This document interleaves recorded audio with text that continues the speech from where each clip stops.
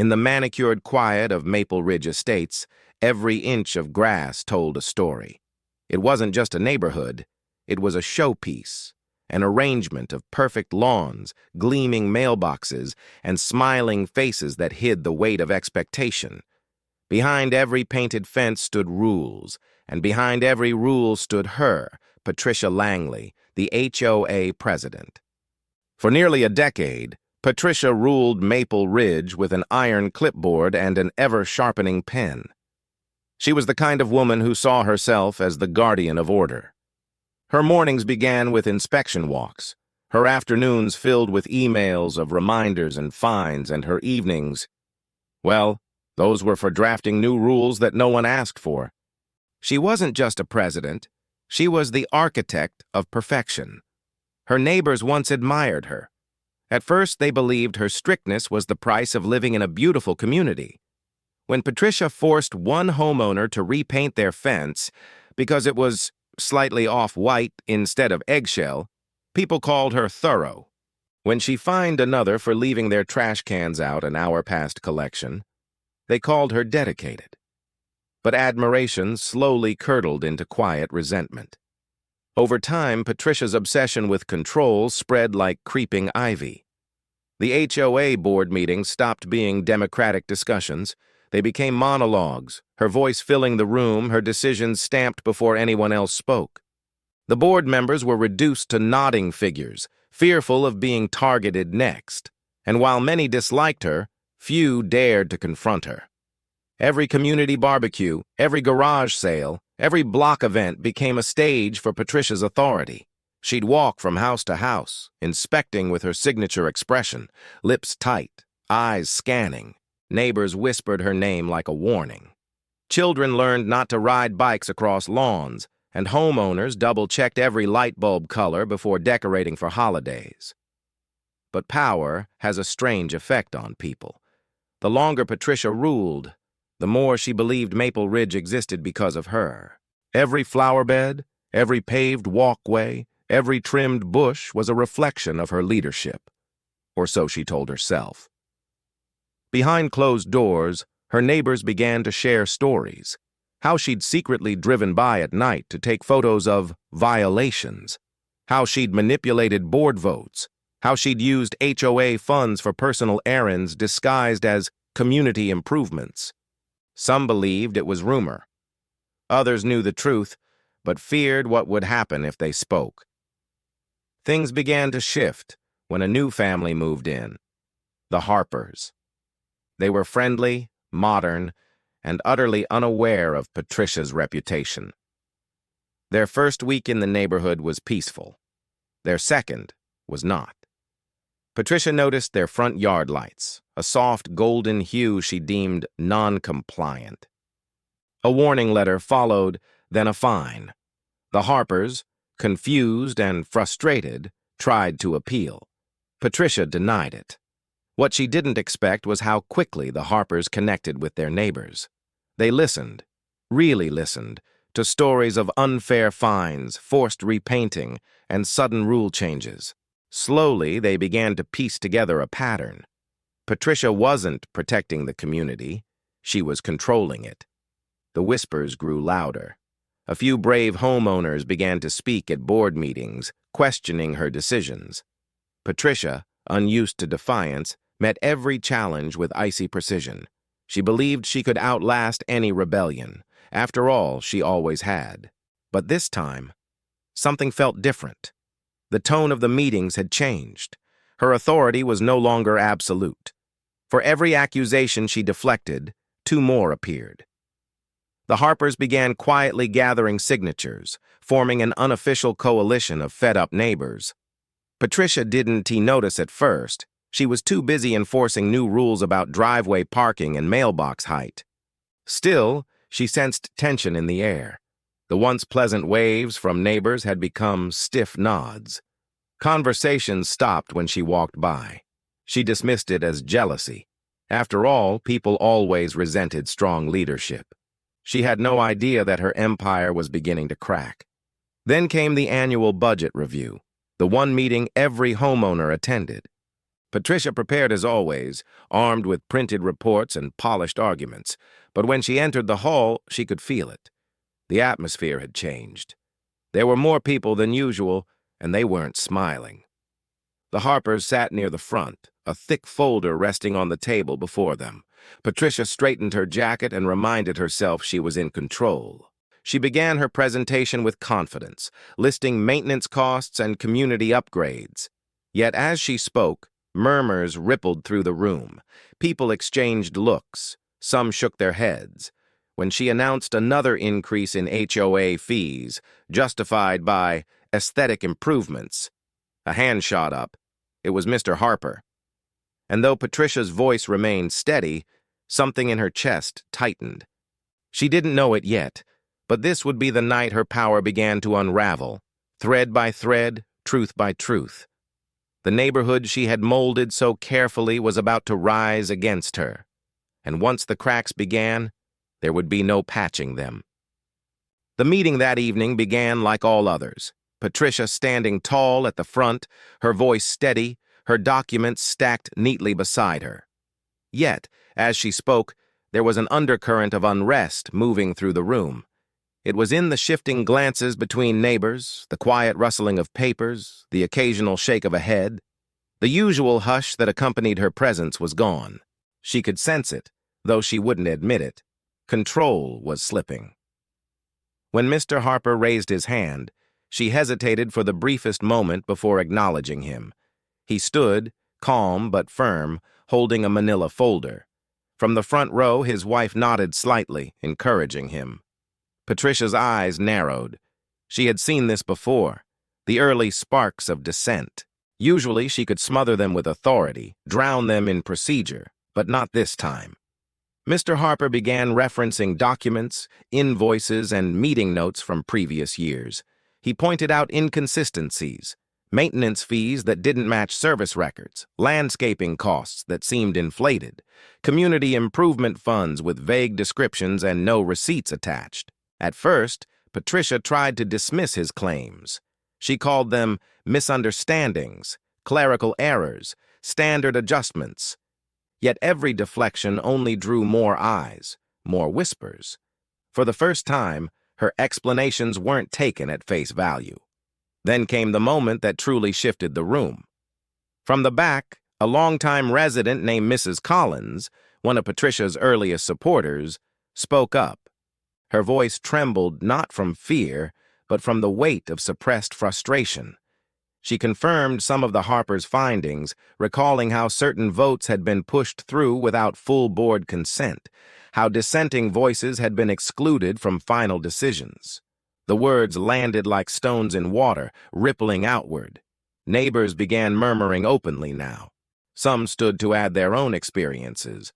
A fine they couldn't appeal, a rule they'd never voted on, a repair they'd paid for twice.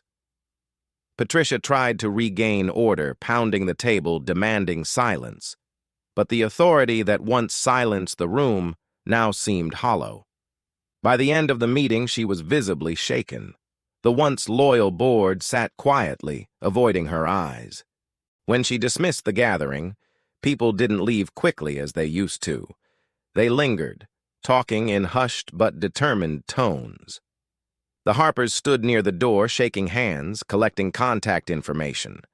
The rebellion had found its voice. That night, Patricia drove home in silence. The streets of Maple Ridge, her kingdom, looked different. The houses that once stood as symbols of her success now loomed as quiet witnesses to her unraveling. Every porch light felt like an eye, every window a judge. Inside her home, she poured herself a glass of wine and stared at the stack of papers she had brought back. She flipped through the pages, searching for proof that she was right, that she hadn't crossed a line. But every number, every missing receipt, every adjusted figure stared back like an accusation. She told herself it didn't matter. She'd fix it, smooth it over, remind everyone who kept the community standing. After all, people forgot easily, especially when order returned. But Maple Ridge wasn't forgetting this time. Over the following days, Patricia noticed changes. Her usual morning walks felt colder. The greetings she once received were shorter, more distant. Some neighbors didn't wave at all. Cars slowed when she passed, their drivers glancing but not smiling. Word of the meeting had spread like wildfire. The Harpers, meanwhile, began organizing quietly. They hosted casual gatherings at their home, inviting neighbors to discuss the HOA's future. They weren't just questioning Patricia. They were building an alternative. Talk of reform, transparency, and accountability echoed through the streets. Patricia heard about these meetings through whispers, snippets of conversation caught as she walked by. Her control, once absolute, was slipping into defiance. In response, she doubled down. New rules appeared in the community bulletin: stricter parking regulations, revised lawn maintenance standards, mandatory inspections. Each one carried her signature, bold and unyielding. It was her attempt to remind them who held power, but instead of obedience, it provoked outrage. Emails began flooding the HOA inbox. Homeowners demanded answers, demanded fairness, demanded change.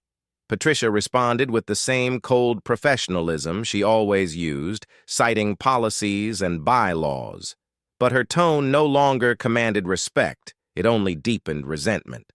Behind the scenes, the Harpers gathered evidence: financial records, meeting transcripts, testimonies from residents. Every piece painted a clearer picture of manipulation and misuse of power. They didn't move rashly. They planned carefully, knowing that a figure like Patricia wouldn't fall easily. Then came the petition. It began circulating quietly. First a few signatures, then dozens. The goal was simple but bold: remove Patricia Langley as HOA president. It was something no one had ever dared attempt. By the time she discovered it, nearly half the neighborhood had signed. When the petition reached her desk, Patricia's hands trembled as she held it. The names on the page were familiar: people she'd known for years, people she'd once helped, people who had attended her meetings and nodded along. Now they were calling for her removal. She spent that night pacing her living room, the lights off, the house silent except for the ticking of the clock. Her mind raced through every justification, every excuse. She convinced herself it was jealousy, ingratitude, betrayal. They didn't understand how much she'd done for them, how much she'd sacrificed to keep Maple Ridge perfect. In her mind, she wasn't the villain. She was the protector, and they were the ones destroying what she had built. By morning, she made her decision. If they wanted war, she would give them one. She would remind them who truly kept this community standing, and she would not go down quietly. The air in Maple Ridge grew thick with tension. The streets, once lined with friendly waves and weekend chatter, became battlegrounds of silence. Every trimmed hedge, every painted fence felt like a line drawn in sand. On one side stood Patricia Langley, clutching the authority she had wielded for nearly a decade. On the other, the neighbors who had once followed her, now ready to take back what they believed was theirs. Patricia had always thrived in control. Her rules, her fines, her reports, they were her weapons, her shields. When challenged, she knew only one response: tighten the reins. So she did. Within a week of learning about the petition, Patricia released a flood of new notices. Homeowners received citations for mailbox heights, flower bed borders, even curtain colors. A neighbor who left their car parked overnight on the street found a hefty fine waiting by morning. To Patricia, it was necessary, a reminder of discipline. To everyone else, it was proof that she'd lost her grip. Whispers turned into murmurs. Murmurs turned into outrage. Social gatherings once filled with laughter became strategy sessions. The Harpers' home transformed into an unofficial headquarters. Night after night, small groups of residents gathered in their living room, spreading papers across the coffee table. Financial reports, emails, copies of bylaws Patricia had altered without proper votes. Every document added another crack to her empire. Meanwhile, Patricia spent her days combing through records, preparing defenses, rewriting policy drafts. She told herself she was protecting Maple Ridge from chaos. Yet behind her confidence lurked something new: fear. Not of losing her title, but of losing her identity. Without her position, what was she? Just another homeowner, another face among the many. Her phone buzzed constantly with messages, complaints, appeals, angry responses. The HOA inbox overflowed. Even her board members, once silent allies, began to waver. One resigned quietly, citing personal reasons. Another stopped returning her calls. Patricia replaced them quickly with temporary appointments, her way of holding structure. But everyone could see it. Her foundation was crumbling. The Harpers, meanwhile, began distributing flyers announcing a special homeowners vote. They called it the Restoration Meeting, a gathering where residents could formally challenge Patricia E.'s leadership. Flyers appeared on doorsteps, taped to community boards, slipped under mailboxes. Patricia tore them down wherever she found them, but more always appeared by morning. Her control was slipping through her fingers like sand. Then came the audits. A group of residents, led by Mr. Harper, filed a request under HOA transparency laws demanding full access to financial records. Patricia tried to stall, claiming delays, citing confidentiality. But word spread quickly. If she refused to share the documents, she had something to hide. The more she resisted, the guiltier she appeared. Behind her walls, Patricia began to unravel. Her once pristine home grew cluttered with papers and coffee cups. Nights stretched long, lit by the blue glow of her laptop as she searched through old files, desperate to find something, anything, to prove she had done nothing wrong. She told herself she had followed the rules, even if she'd bent them. She convinced herself that everything was justified. The reallocations, the private expenses labeled as community engagement, the unauthorized landscaping contract with her cousin's company. In her mind, these weren't crimes. They were the price of leadership. But outside, the neighborhood was waking up. The very people who once feared her now spoke freely. Homeowners began ignoring her warnings, decorating their homes as they pleased, hosting barbecues without permits. Lawns grew slightly wild, driveways filled with cars, and laughter, defiant, unrestrained, echoed across the cul-de-sacs. It infuriated her.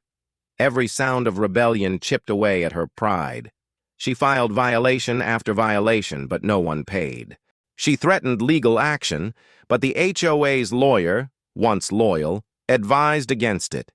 The board no longer voted in her favor. Motions she proposed were tabled. Discussions she led were interrupted.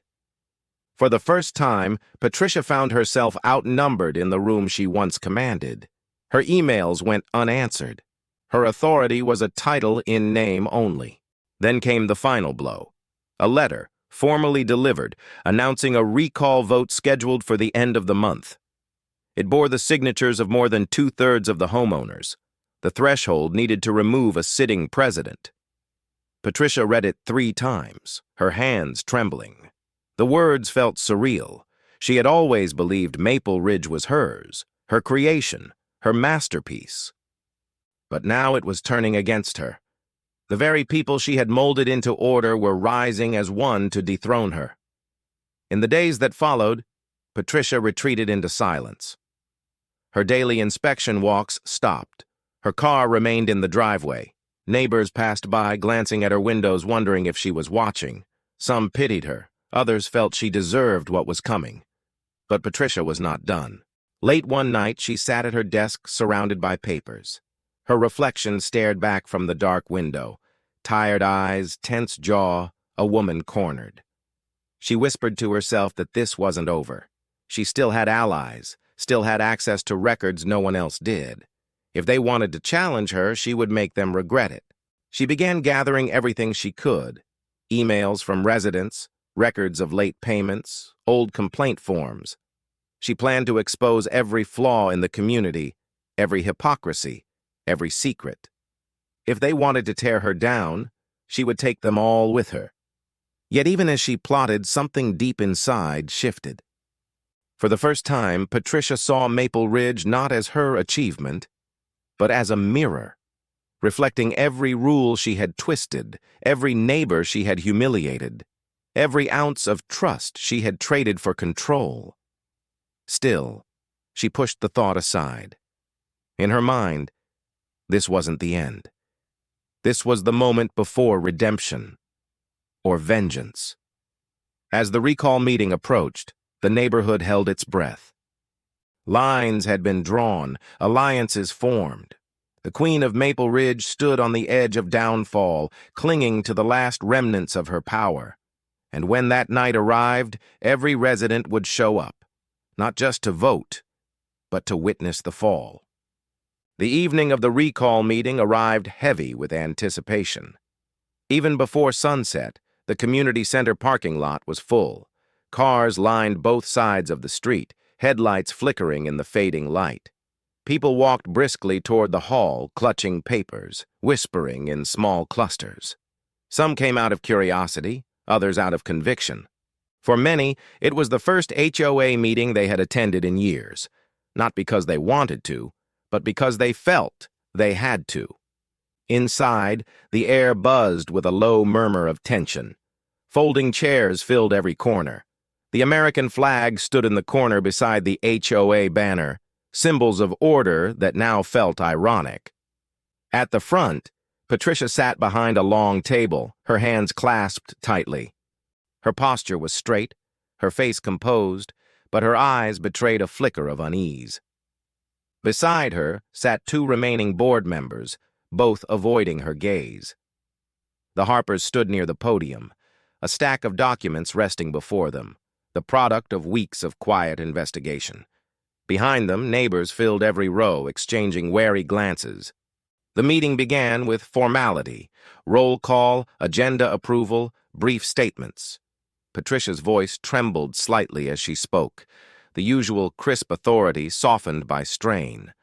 When she announced the purpose of the gathering, the motion to recall her presidency, the room fell silent. The Harpers stepped forward. They spoke calmly, methodically, detailing the events that had brought them here. One by one, they presented evidence, altered bylaws that were never approved, financial discrepancies spanning years, invoices for services never rendered. Each paper landed like a blow, each page another thread unraveling the fabric of Patricia's rule. When they displayed copies of contracts signed without board consent, the murmurs grew louder. Neighbors exchanged looks of disbelief, some shaking their heads, others whispering angrily. Patricia remained still, her jaw tight, eyes fixed on the papers as if willing them to vanish. Then came testimonies. Longtime residents stood to share their experiences. Stories of fines issued without reason, rules changed overnight, and appeals denied before they were read. Mrs. Collins, once one of Patricia's closest supporters, spoke with trembling hands. Her voice cracked as she recounted the years she spent defending Patricia, only to realize she had been helping sustain something corrupt. The room grew colder with each word. Patricia finally rose to speak. Her tone was sharp, defensive.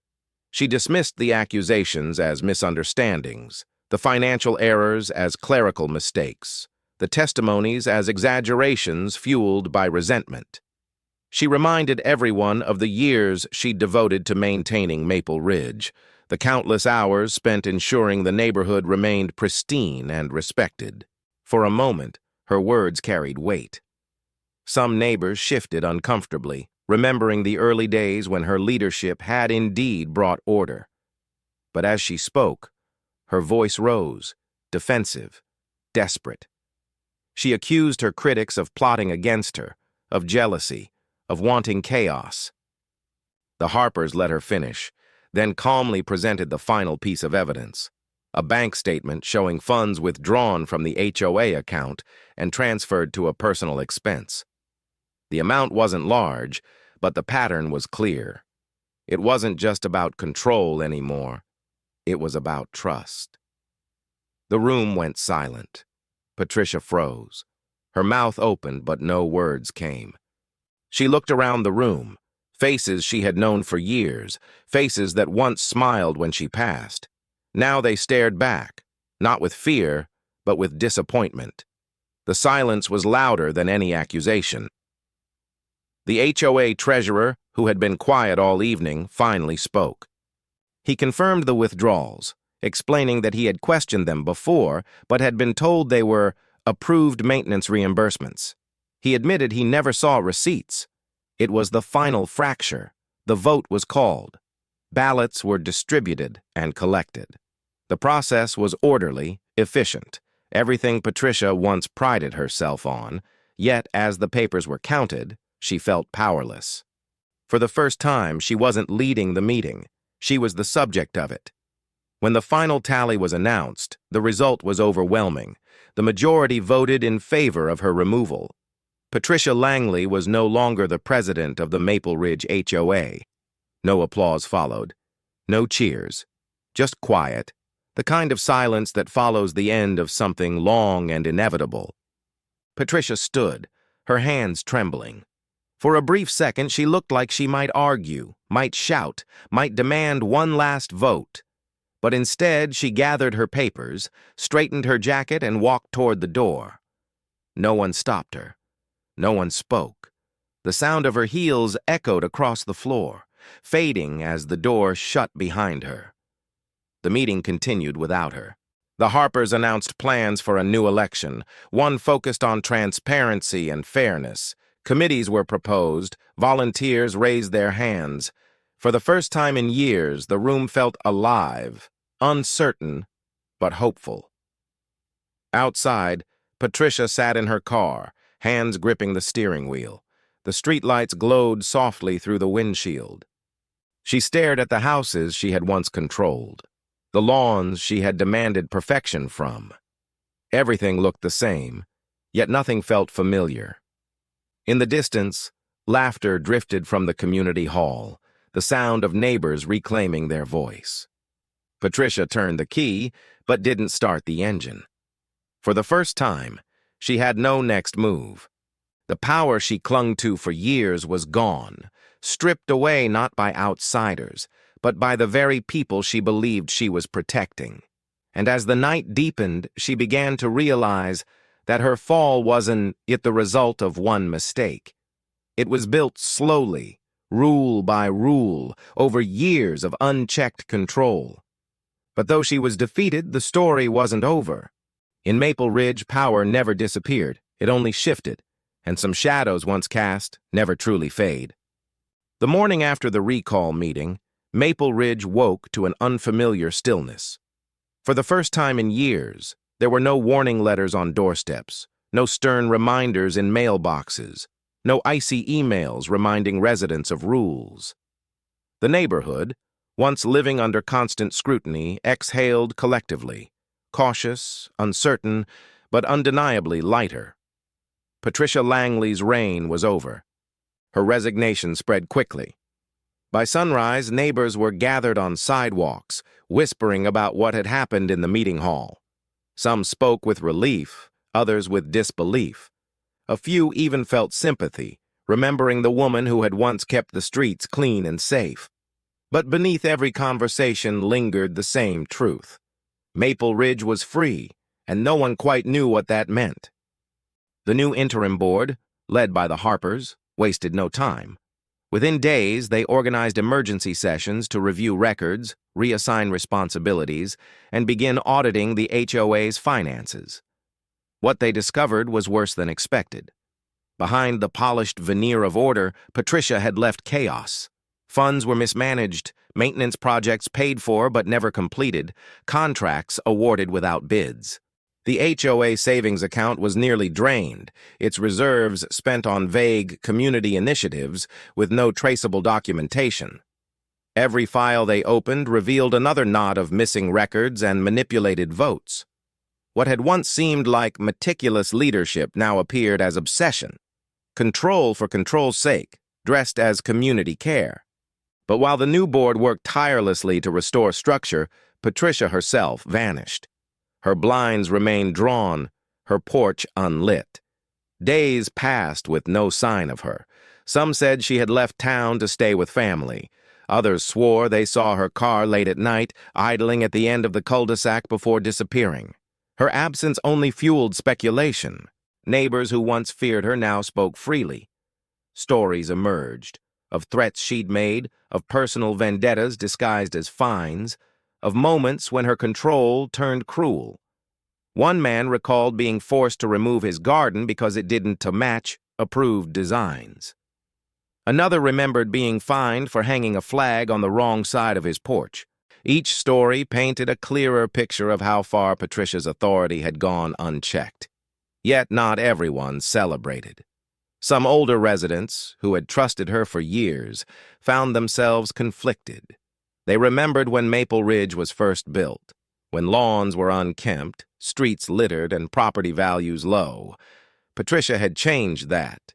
Through her strict enforcement, she had turned chaos into order. To them, her downfall felt like the undoing of everything she had built.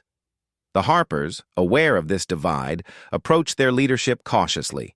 They hosted open meetings, encouraged suggestions, and promised transparency. Decisions were now voted on publicly, budgets shared openly, and homeowners given real voices for the first time. For a while, it worked.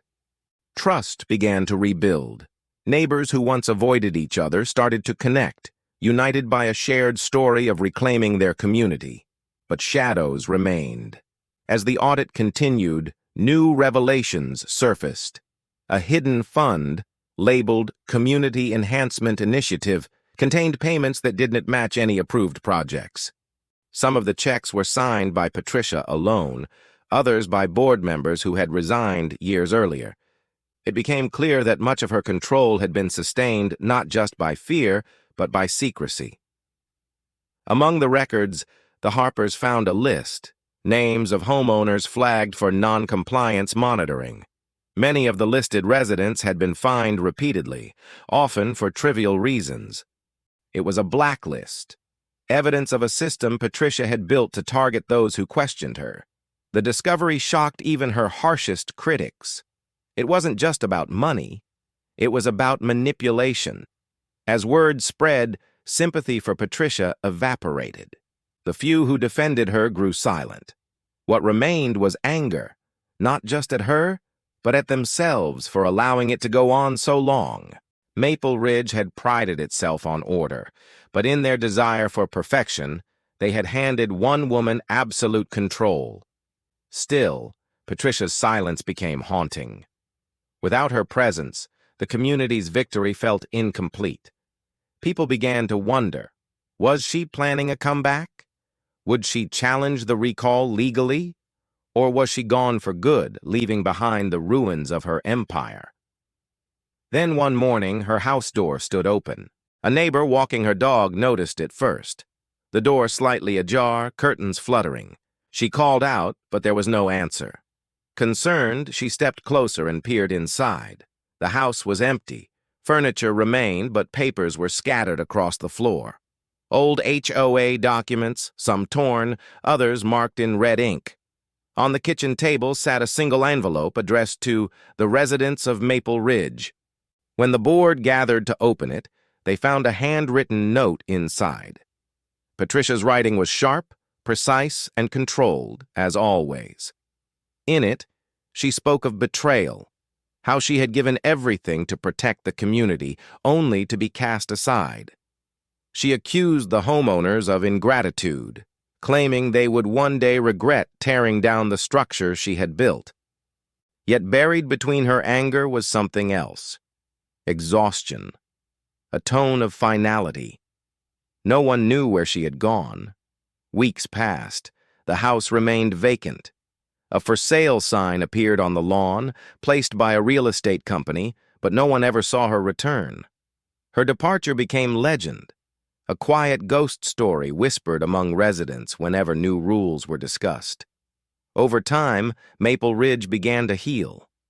Children played freely again, lawns bloomed with individuality, and porch lights glowed with warmth instead of scrutiny.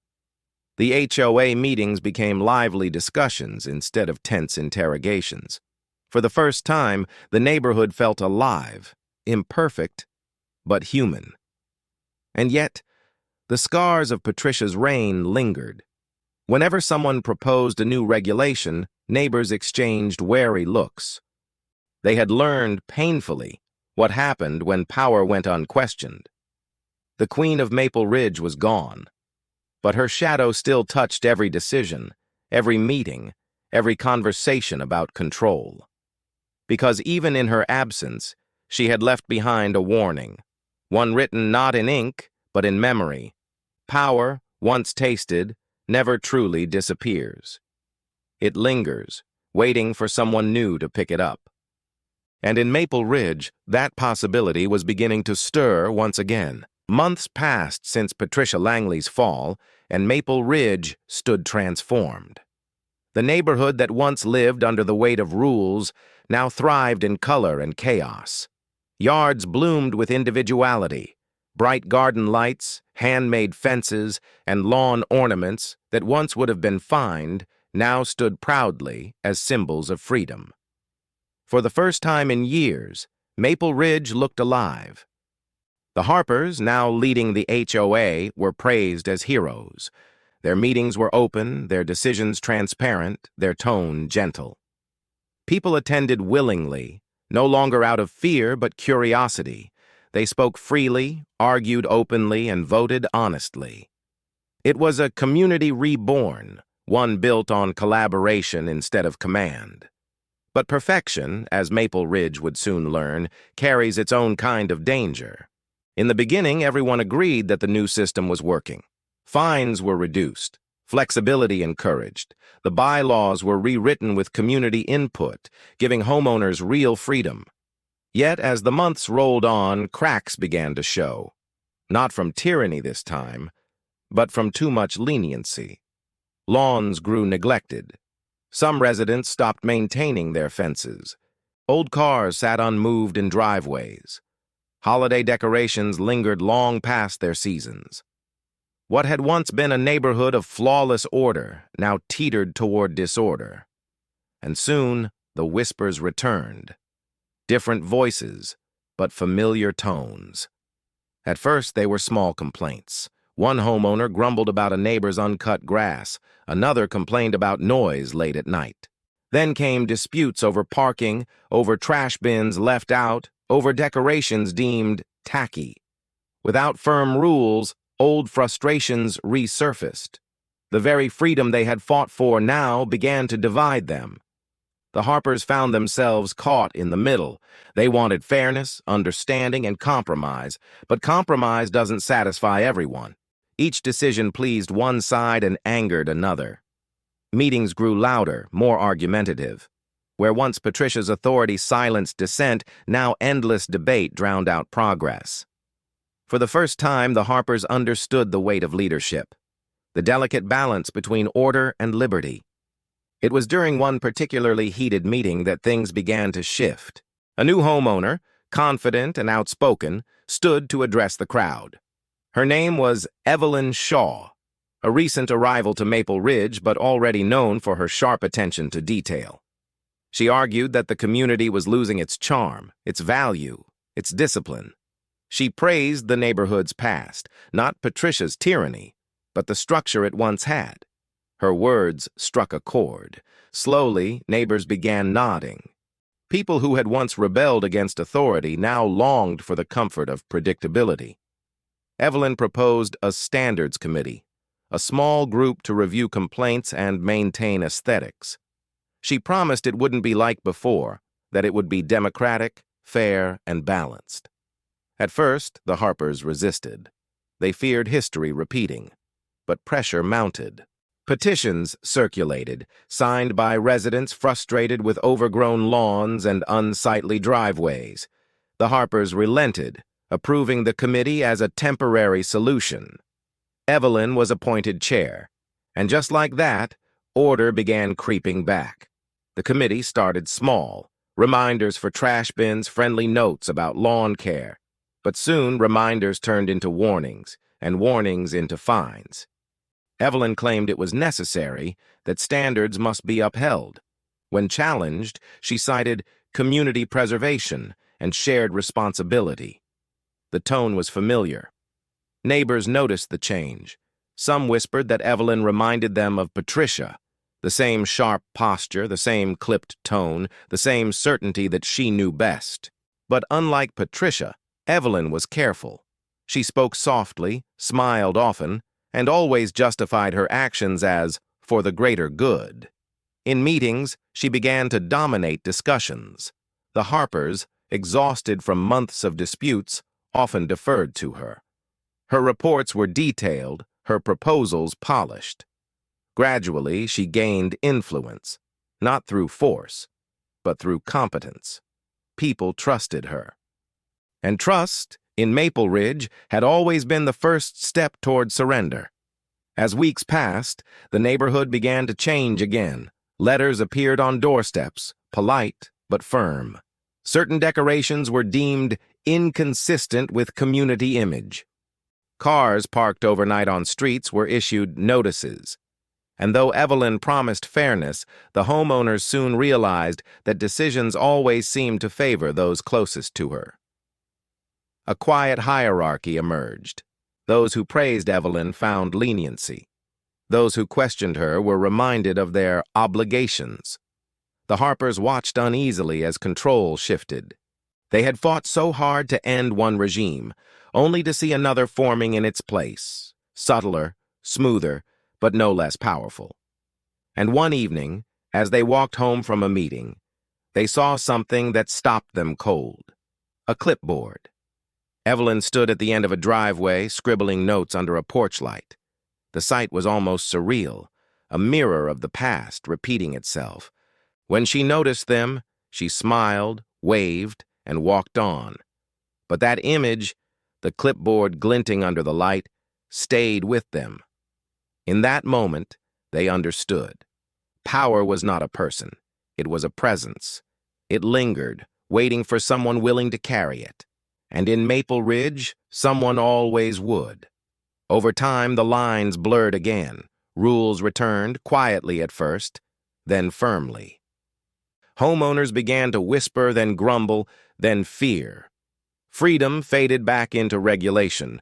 The cycle, so carefully broken, began anew, not with tyranny declared, but with order disguised as care.